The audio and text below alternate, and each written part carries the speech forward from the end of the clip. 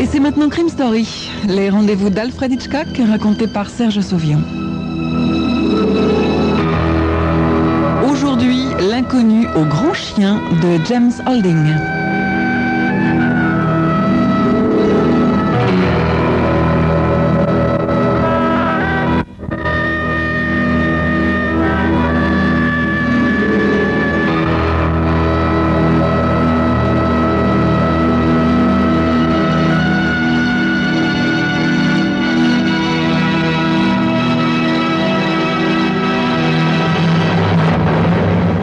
Alors que Follet ramasse la monnaie, met ses cigarettes en poche et s'apprête à sortir du drugstore, quelque chose dehors attire son attention. Il jure à voix basse et s'arrête net. C'est à ce moment que la grande brune entre avec son danois. Elle se dirige de son côté en ondulant légèrement des hanches, ce qui est un spectacle plutôt agréable. Elle a les yeux sombres, une peau couleur de crème dans laquelle on aurait ajouté quelques gouttes de café et une expression qui vous donne envie d'aimer la vie. Elle s'arrête à la hauteur de Follet et prend un journal sur la pile posée à côté du comptoir, en aplatit les bords et le tend à son chien. « Tiens, Black, dit-elle d'une jolie voix, tu vas porter ça pour moi. » Black prend le journal avec empressement et s'assied, sa queue fouettant joyeusement le sol du drugstore pendant que sa maîtresse paie à la caisse. Si Follet aime les jolies femmes, il aime aussi les grands chiens. Il glisse ses cigarettes dans la poche de sa veste de coton et se penche vers le Danois. « Salut, Black !» murmure-t-il sur ce ton caressant et doux que les étrangers adoptent quand ils s'adressent à des chiens inconnus. « Bien très beau clébard, Black. Je parie même que tu le sais, hein ?» Follet tend doucement la main vers le chien. Voyant que celui-ci ne manifeste aucun mouvement hostile, il prend une extrémité du journal et prétend essayer de le lui arracher de la gueule. Le chien accepte volontiers de jouer avec cet inconnu et le jeu dure quelques minutes. Entendant le tintement de la caisse enregistreuse, Follet se retourne et sourit à la jeune femme. « Une bête de concours que vous avez là, madame ?» Elle acquiesce en souriant. Le vendeur, derrière le comptoir, en profite pour ajouter son grain de sel. « Oh, et puis en plus, il est intelligent. Il rapporte le journal tous les jours à la maison. Pas vrai, Black ?» Black remue la queue. La belle inconnue sourit à Follet, sensible à son admiration pour les Danois et, qui sait, pour les maîtresses des grands Danois, n'est-ce pas? Tirant légèrement sur la laisse, elle quitte le comptoir et sort. Un instant plus tard, Follet fait de même. Dehors, c'est une vraie fournaise. Follet se demande comment fait cette jeune et jolie femme pour rester aussi fraîche et pimpante par cette canicule. Il se demande aussi comment Harry et Ramon ont fait pour le retrouver. En effet, du coin de l'œil, il les voit cesser la contemplation d'un étalage voisin et se mettre à le suivre. Follet ne presse pas l'allure et ne montre aucun signe qu'il les a repérés. Lorsqu'il pénètre dans le hall de l'hôtel de 3e catégorie où il habite, Harry et Ramon le suivent à l'intérieur. À peine Follet a-t-il gravi quelques marches de l'escalier que Harry l'interpelle. « Hé, mais c'est pas ce bon vieux Follet. Tu crèches ici maintenant ?»« Mais c'est ce bon vieux Harry et cet excellent Ramon.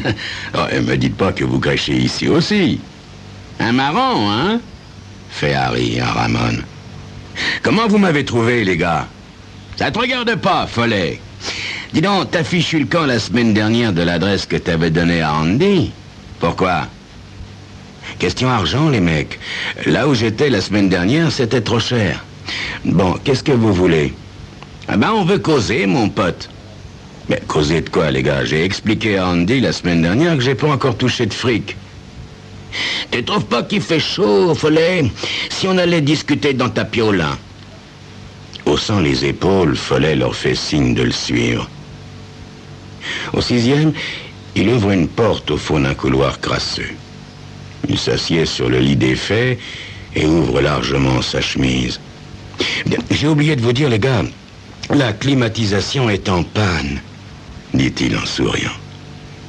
T'as pas bonne mémoire ces jours-ci, Follet, dit Harry.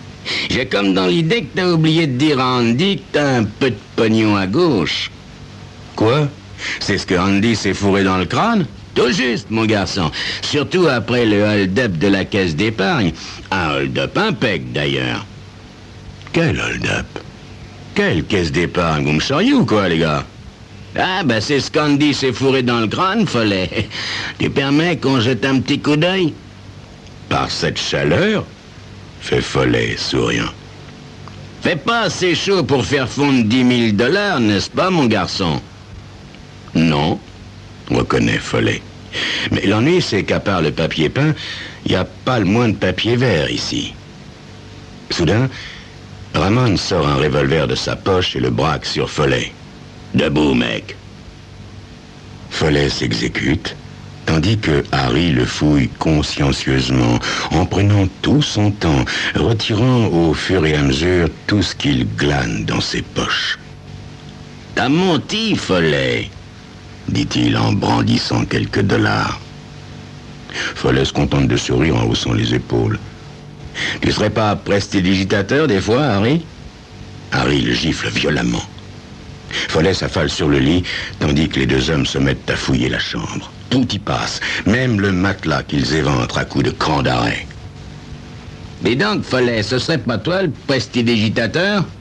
Dit Harry, quand il se rend compte qu'à part les 34 $ qu'il a subtilisés dans la poche de Follet, il n'y a rien. Et si je m'en chargeais? Fait Ramon. Pose-lui la main sur la table, Harry. Harry saisit le poignet gauche de Follet et l'oblige à poser la main à plat sur la table. Comme ça? Demande-t-il à Ramon. L'autre opine du chef, fait sauter son revolver sur la paume de sa main, le rattrape par le canon et, d'un violent coup de crosse, écrase le petit doigt de Follet. On entend l'os craquer comme une brindille dans un feu de bois. Le visage de Follet devient cireux, les lèvres tordues par la douleur. Malgré tout, sa voix reste calme. Les gars, je suis pour rien dans ce fichu hold-up. C'est pas en me cassant les doigts que vous me permettrez de récupérer le fric d'Andy. Au poker, par exemple. Harry le regarde et se met à réfléchir. Finalement, il dit... Bon, ça va comme ça, Ramon. Vaudrait mieux voir Andy avant de l'esquinter tout à fait. Il relâche son étreinte et dit à Follet... Désolé pour le doigt, Follet, mais ça te montre qu'Andy n'aime pas qu'on se paie sa tête. On passera dans 2-3 jours. Ciao. C'est ça. Venez avec une tronçonneuse, ça ira plus vite, dit Follet en se tenant la main. Une fois seul, il va dans la salle de bain et laisse couler de l'eau froide sur son doigt meurtri jusqu'à ce que la douleur se calme tant soit peu. 1 heure plus tard, il quitte discrètement l'hôtel par la porte de service et se fond dans la ville torride en prenant garde que personne ne le suit. À la lisière des faubourgs, il entre dans la cabine téléphonique d'une station-service et compose un numéro. « Allô ?» fait une très jolie voix à la 2e sonnerie. « Ai-je l'honneur de m'adresser à la maîtresse de Black? Et moi, celui de répondre à l'inconnu du drugstore? Vous n'imaginez pas à quel point j'ai été surprise en ouvrant le journal. Je suppose que vous voulez me rendre visite. » « Tout juste, madame, si ça ne vous embête pas. »« Non, au contraire. Je vous attends, » dit-elle en lui communiquant son adresse. 1 quart d'heure plus tard, Follet sonne à sa porte.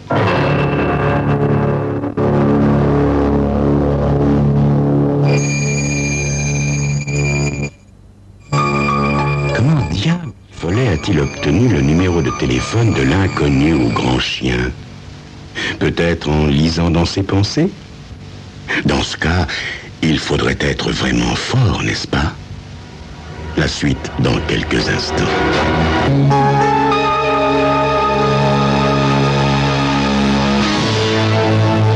À peine a-t-il sonné que la jeune femme lui ouvre son danois à ses côtés. Reconnaissant l'homme qui a si gentiment joué avec le journal qu'il tenait dans sa gueule, Black, le Danois, émet un aboiement de plaisir. « Entrez, monsieur. Couchez, Black !» fait la femme de sa voix de soprane. « Dois-je vous appeler monsieur ou Père Noël ?» ajoute-t-elle en l'invitant à s'asseoir. Follet, qui a toujours autant apprécié l'esprit d'une femme que ses qualités physiques, lui sourit largement. « À cause de l'argent ?» demande-t-il en caressant le chien qui s'est installé à côté de lui. « Je ne peux pas vous dire à quel point j'ai été surprise, monsieur Follet, dit-il en caressant la tête du Danois. J'ai tout de suite pensé que cet argent vous appartenait, monsieur Follet. Il ne pouvait être à personne d'autre, n'est-ce pas? Effectivement. Est-ce que je puis vous offrir un verre? Oui, une bière bien fraîche me ferait plaisir. Madame? John Francis, sourit-elle en se levant pour chercher les rafraîchissements. Elle revient aussitôt avec des verres et des bouteilles sur un plateau. Mais, dites-moi, monsieur Follet, puisque vous ignorez mon nom, comment avez-vous pu me téléphoner?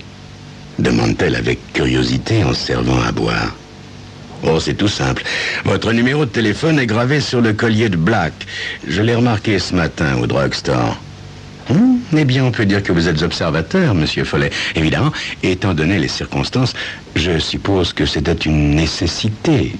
Mais fourrer comme ça 10 000 $ dans la gueule d'un chien, dans le journal, oui, je n'avais pas le choix. C'est la seule chose qui me soit venue à l'esprit, voyez-vous. L'unique chance que j'avais de sortir cet argent et de le récupérer plus tard. Je vous prie de m'excuser de vous avoir mêlé à votre insu à mes ténébreuses manigances. Ne vous excusez pas, monsieur Follet. Je trouve tout cela follement amusant.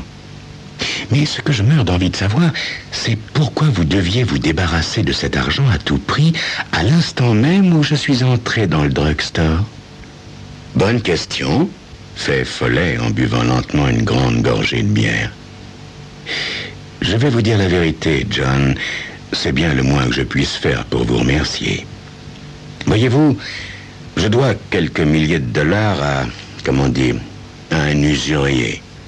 Je lui ai dit la semaine dernière que je ne pourrais pas le rembourser à la date prévue. Évidemment, il l'a très mal pris. N'empêche qu'il m'a accordé un petit répit. Là-dessus, à ma grande surprise, je gagne 10 000 $ au poker en 2 nuits. Du jamais vu, le genre d'événement qui ne vous arrive qu'une fois dans la vie. Et 10 000 $, quelles que soient les circonstances, tombent toujours bien, n'est-ce pas? La raison pour laquelle j'ai mis les 10 000 $ dans le journal que Black tenait dans sa gueule au drugstore, c'est que j'ai aperçu par la vitre 2 des encaisseurs de ce requin d'Andy. Andy? Oui, l'usurier. Un gangster avec une bande de tueurs à sa solde. Oh, comme dans les films. Oui, ne riez pas, John. Ce que je vous dis est vrai. Laissez-moi poursuivre. Murmure Follet en se demandant s'il devait lui montrer son doigt cassé maintenant ou plus tard. Il opte pour la patience et la progression dramatique. Donc, quand j'ai aperçu ces 2 truands, j'ai compris immédiatement qu'ils n'étaient pas là par hasard. J'ai soupçonné qu'ils avaient certainement eu écho de mes parties de poker exceptionnelles, qu'ils avaient l'intention de ramasser l'argent sans plus attendre. Je suis peut-être un peu lente à comprendre, dit John, mais si vous aviez gagné suffisamment d'argent pour rembourser ce Andy, pourquoi ne l'avez-vous pas fait immédiatement? Vous n'aviez plus rien à craindre de ces hommes de main, non? Follet boit une longue gorgée de bière avant de répondre. Voyez-vous, John, j'ai un meilleur emploi pour cet argent. Bien meilleur. Ah bon? Lequel, monsieur Follet? Eh bien, voilà. Son regard triste passe au-dessus de la tête de John et va se perdre sombrement dans un tableau au fond de la pièce. Voyez-vous, John, j'ai une sœur aînée qui habite Columbus, dans l'Ohio. C'est elle qui m'a élevé quand mes parents sont morts dans un accident de voiture. Elle m'a tout donné. Or, il est des familles sur lesquelles le sort s'acharne. Aujourd'hui, ma sœur Augusta est veuve, pauvre et malade. Oui, je sais, ça paraît mélo, n'est-ce pas? Malheureusement, ce sont des choses qui ne s'inventent pas, croyez-moi. Or, cette somme est une manne inespérée qui me tombe du ciel pour subvenir à ses besoins. Cet argent sera bien plus nécessaire à ma pauvre sœur qu'à cette ordure d'Andy. Oh, je suis désolé pour votre sœur, monsieur Follet, mais sans être indiscrète, n'avez-vous pas de travail? Follet a un sourire sans joie. J'ai bien peur de vous décevoir, John. Voyez-vous, je suis... Ah, et puis... Je suis un fainéant, John. Je vis du poker et des chevaux. Je sors d'une période de déveine exceptionnelle. C'est pourquoi je m'étais résolu à emprunter de l'argent à Andy. Il vide son verre d'un trait. Je ne voudrais pas abuser de vos bontés, John. Puis-je avoir mon argent maintenant, s'il vous plaît? Je ne voudrais pas rater le quart de l'après-midi pour Columbus, parce que, voyez-vous, le stop, ce serait plutôt difficile avec cette main. C'est alors qu'il sort sa main de la poche de sa veste et montre son doigt vilainement gonflé, violacé. « Oh !» s'exclame John. « Ce sont les hommes de main d'Andy qui vous ont fait ça ?» Follet hoche tristement la tête. « Vous devriez voir un docteur sans plus tarder, Follet. »« Oui, je le ferai aussitôt arrivé à Columbus, John. »« Oui, je comprends. Votre sœur... J'admire votre amour familial, Follet, ainsi que votre confiance. » Ma confiance, John? Oui, j'ai cet argent, dit-elle d'une voix pensive. Je pourrais nier l'avoir en ma possession. Ce n'est certainement pas vous qui porteriez plainte, n'est-ce pas? John, je vous ai tout de suite jugé comme une femme scrupuleuse et honnête, de même que Black, qui m'a paru directement digne de confiance, dit Follet en souriant au Danois. Merci pour nous deux, monsieur Follet.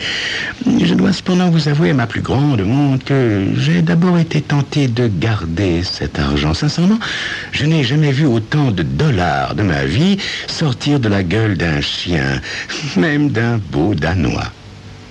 Oui, c'est humain, fait Follet mal à l'aise. Il y a cependant une chose qui me tracasse, monsieur Follet. Ah oui? Laquelle? Eh bien, en regardant tous ces billets, je me suis rendu compte que leurs numéros se suivaient. Ah, ben ça, c'est curieux, admet Follet. Oui, curieux, n'est-ce pas? C'est pourquoi j'ai téléphoné à mon frère qui m'a conseillé d'attendre que vous vous manifestiez. Il a ajouté qu'il souhaiterait que vous l'attendiez. Il aimerait vous poser quelques questions. Quelques questions, John? Soudain, le carillon de l'entrée émet ses 3 notes. Je parie que c'est lui, fait John en se levant. Follet, tremblant et en nage, veut se lever. L'ennui, c'est que Black, le Danois, émet un grognement d'avertissement. Son regard n'est plus du tout celui d'un gentil toutou qui a envie de s'amuser. C'est alors que le lieutenant de police, Jerry Francis, entre dans le salon en disant « Mais je ne me trompe pas, c'est ce bon vieux Follet. Alors, Follet, il paraît que vous avez une sœur souffrante à Columbus. Eh bien, vous pourrez lui écrire afin de prendre de ses nouvelles de la prison d'État où vous allez passer quelque temps pour ce hold-up de la caisse d'épargne. »